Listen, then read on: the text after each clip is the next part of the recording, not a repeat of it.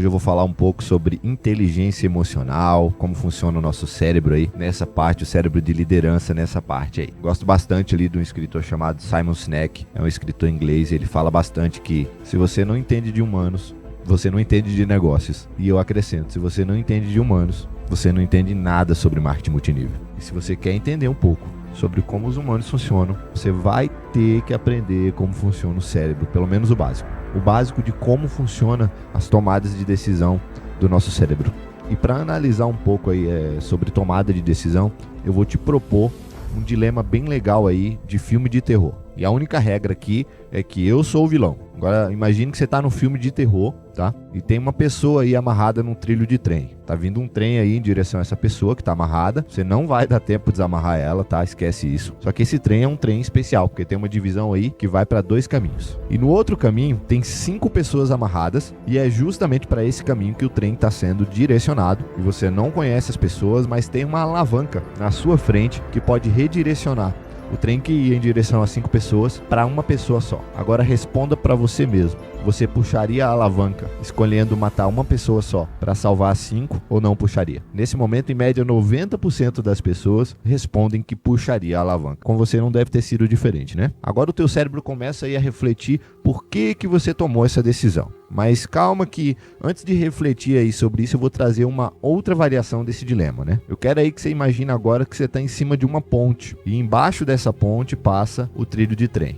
E que lá atrás está vindo um trem, tá? Só que tem essas mesmas 5 pessoas amarradas lá na frente. Se nada for feito, o trem vai passar por essas 5 pessoas amarradas e não tem jeito. Você não dá tempo sair de cima da ponte e ir lá e desamarrar, porque não vai dar tempo. Tá, esquece isso aí. A ponte não tem parapeito, tá? Uma ponte solta. E tem um grandão olhando, né, a situação toda ali. Ele já tá com o corpo ali meio pra fora, meio curioso. Agora vamos lá. Se você der um empurrão no grandão, assim, só um pouquinho, assim, você vai gastar 1 joule de energia para empurrar esse grandão e ele cair. Porque se acontecer isso, o condutor do trem vai ver o atropelamento e vai parar o trem antes de atropelar 5 pessoas. E agora, o que você faria?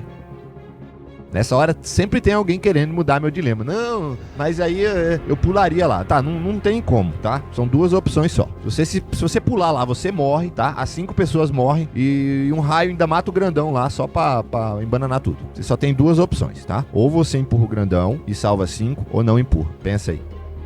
Nessa hora, 90% das pessoas não empurraria o grandão. E essa é uma questão importante para você entender um pouco sobre como funciona a tomada de decisão no cérebro de nós humanos. E nesse momento você pode até estar tentando entender aí por que a tua resposta foi tão diferente. E se perguntando, existe diferença entre um dilema e outro? Claro, existe. Senão as respostas não seriam tão diferentes. Esse dilema aí já foi estudado por milhares de pessoas. Ele foi proposto na metade do século passado por uma antropóloga e foi bastante divulgado aí nas aulas de Harvard pelo professor Sanders. Mais recentemente aí a psicologia tem estudado esse dilema, tá? A neurociência também tem utilizado bastante para entender a diferença entre tomadas de decisão do ponto de vista emocional e do ponto de vista lógico-racional. Porque se você for analisar bem, qual a diferença entre um dilema e outro no ponto de vista lógico e racional? Imagina aí que eu tenho um robô, né? Que eu programo ele, tá? Com linhas de programação específicas, dizendo mate o menor número de vidas possíveis. O que ele faria nessas 2 situações? A mesma coisa, porque para ele é a mesma coisa. Puxar a alavanca ou empurrar o grandão, do ponto de vista lógico-racional, significa matar uma pessoa e salvar 5. Mas o que temos que entender é que os humanos não olham para outros humanos como se fossem números. E o que é mais legal é que foram feitos estudos de mapeamento cerebral enquanto se estudava esse dilema. E existem áreas do cérebro que se ativam mais quando você escolhe empurrar o grandão. Eu vou mostrar umas estruturas aqui um pouco complexas, mas é para resumir para você quais são as estruturas do cérebro que são responsáveis por toda essa tomada de decisão aí, baseada mais em emoção, que é o córtex pré-frontal ventromedial e o córtex orbital frontal.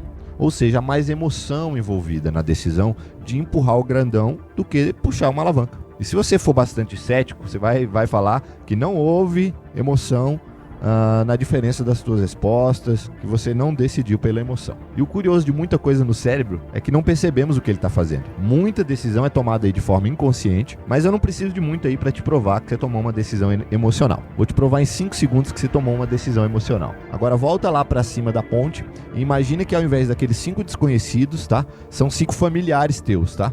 Mãe, pai, irmão, filhos. E agora, você empurraria o grandão para salvar a tua família ou não faria nada? Invertemos de novo, né? Você daria uma voadora no cara. Mais de 90% das pessoas respondem que empurraria. E o que eu fiz aqui? Eu mudei a variável chamada emoção, que é a tua família. Você mudou a tua decisão de novo. Então isso demonstra como a emoção muda a nossa tomada de decisão. E eu quero abrir esse vídeo com esse dilema hoje para que você entenda que os grandes líderes descobriram que o que nos move são as emoções, tá? O que lota estádio com 50 mil pessoas é o esporte, que é a nossa paixão nacional. Ou é um músico, um artista, que faz com que 50 mil pessoas cantem junto com ele. Emoções movem os seres humanos. Para você ter uma ideia, um jovem nova-iorquino fez um estudo com dados meteorológicos de cada dia e foi pesquisar se havia alguma associação estatística aí entre o clima e a movimentação da bolsa. E ele descobriu que em dias mais ensolarados, estatisticamente, tá, o retorno da bolsa era maior do que em dias frios aí e tristes, né, chuvosos. Aí, como se não bastasse, outro maluco foi pesquisar aí em 27 países e descobriu a mesma média. Eles fizeram um cálculo e concluíram que se todos os dias fossem ensolarados, em média haveria aí um aumento de 25% de ganho, e se todos os dias do ano fossem frios, haveria aí 9% só de aumento na bolsa. Olha só a diferença. E o clima realmente afeta a emoção, tá, pessoal? Existem estudos que comprovam que em países com invernos bem rigorosos, durante o inverno, os picos de suicídio são maiores, tá? Aí eu te pergunto aí, você que trabalha no mercado financeiro, né? Você acha que vai acordar num dia chuvoso e pensar, não, vou mudar a minha posição porque o dia tá chuvoso? Claro que não, né? Só que isso sim vai afetar o teu comportamento. O que dá pra notar nos modelos de liderança aí são dois tipos. E o primeiro tipo de liderança é a liderança dissonante. E como o próprio nome diz, né?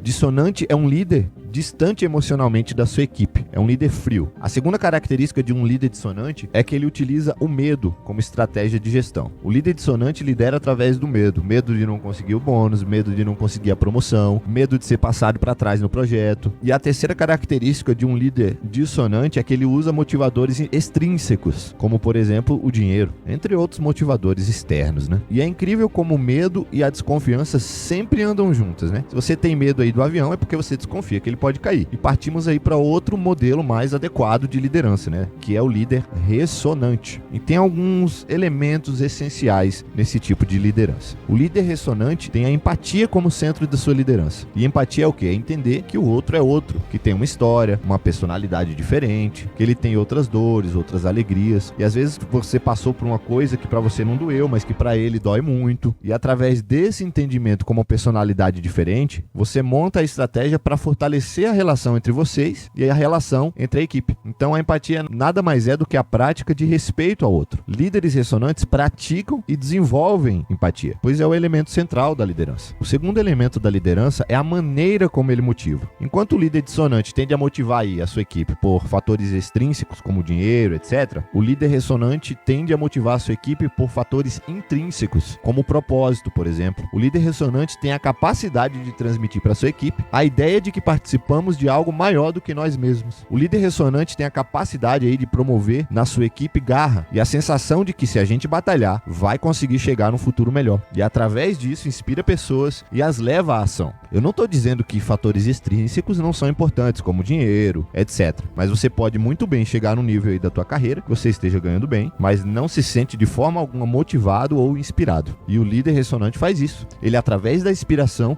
leva pessoas à ação e à transformação. E o terceiro elemento de um líder ressonante é o quê? Engajamento. E para entender engajamento, você tem que entender que ela tem duas variáveis: o desafio e a competência. Tudo é um desafio. Esse vídeo é um desafio, um livro é um desafio, só que os nossos desafios vão encontrar com a nossa competência. Se você é um líder que entrega um desafio grande demais para a competência de alguém, ele vai gerar estresse, vai gerar ansiedade, porque a pessoa ali acha que não vai conseguir realizar aquela tarefa a tempo. Mas se por outro lado você é um líder que entrega um desafio pequeno demais para a competência de alguém, vai gerar o quê? Tédio, desmotivação total. Então engajamento é isso. É o estado psicológico que ocorre quando os desafios ficam alinhados com as nossas competências. Mas as suas competências hoje são diferentes das competências de amanhã, por exemplo. Algumas você desenvolve, outras você atrofia. Por isso que empatia é importante, porque o líder que está próximo, ele sabe o que cada um desenvolveu, o que precisa desenvolver, e ele consegue distribuir os desafios de acordo com a competência de cada um.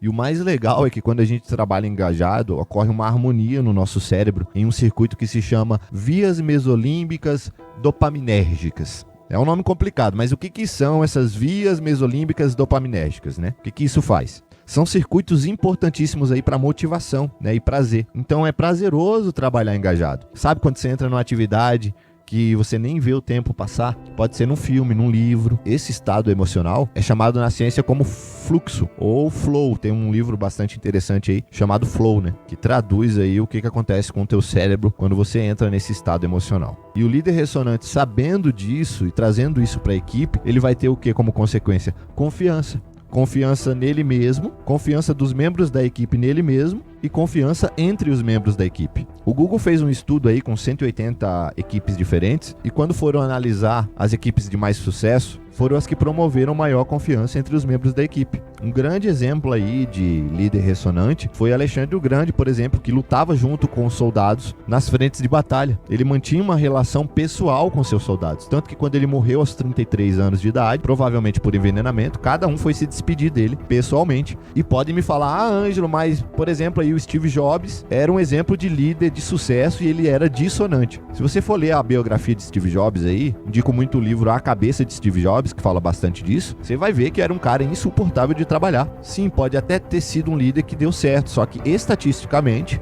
líderes dissonantes perdem membros da equipe muito fácil, o que é difícil encontrar pessoas que tenham as mesmas habilidades e capacidades. Então, até funciona, a curto e médio prazo funciona, só que líderes dissonantes promovem muito a mentalidade fixa. O que é mentalidade fixa que a ciência chama? É aquela síndrome de Gabriela, sabe a síndrome de Gabriela? Eu nasci assim, a empresa é assim, o mercado é assim, vamos morrer assim, Gabriela. E o nome disso é o quê? Mentalidade fixa. Tem um livro bem interessante aí de uma pesquisadora chamada Carol Dweck, que o livro é Mindset. E ele fala bastante aí sobre essa mentalidade fixa, a ideia de algumas pessoas aí que as coisas não podem mudar, né? E hoje o que eu quero propor para você é que você pode sim ser um líder ressonante, seja na tua família, na tua empresa, mas para isso você tem que ter uma mentalidade de crescimento, né? Uma mentalidade flexível que acredita que as coisas podem mudar para melhor. E aí entramos num estado de auto-engano. Tá, vou começar na segunda-feira e nunca comece, vai procrastinando. Só que um dia a vida acaba. Eu tenho uma convicção, cara, de que cada instante, né, que a gente desperdiça é um instante a menos. Cada oportunidade de fortalecer relações, né? Oportunidade de melhorar o pensamento. E cada oportunidade desperdiçada disso, a nossa vida vai se tornando menor. E a vida é muito curta para ser pequena, né, gente? Se a gente tivesse consciência realmente da nossa mortalidade, não ficaríamos aí se apegando a trivialidades, né? Se você tiver consciente de que cada segundo pode ser utilizado para se tornar uma pessoa melhor, cada segundo que você desperdiça não volta, né? A gente não ia se pegar a banalidade, discutindo picuinha, fofoca de escritório, que aí você passa a entender que a vida é um investimento precioso, é um momento único, é único. E isso tem o maior valor que existe, que é o privilégio de ser humano. Eu tenho o privilégio de estar aqui hoje discutindo isso com você a respeito da vida, né? Os cabritos não fazem o que a gente está fazendo aqui, discutindo o futuro da Cabritolândia, como a gente pode melhorar e por aí vai. Mas fazemos isso porque a você e a mim foi dado o privilégio de estarmos discutindo isso hoje, de sermos saudáveis, com o cérebro capaz de entender. E jura que você tem isso na mão e deixa isso pra lá e joga fora? Espero muito que todo esse conhecimento aí que eu passei pra você hoje mude pelo menos 0,5% da tua forma de chegar ao mundo, da tua forma de se comportar como líder, porque se isso acontecer, eu já terei cumprido o meu papel hoje.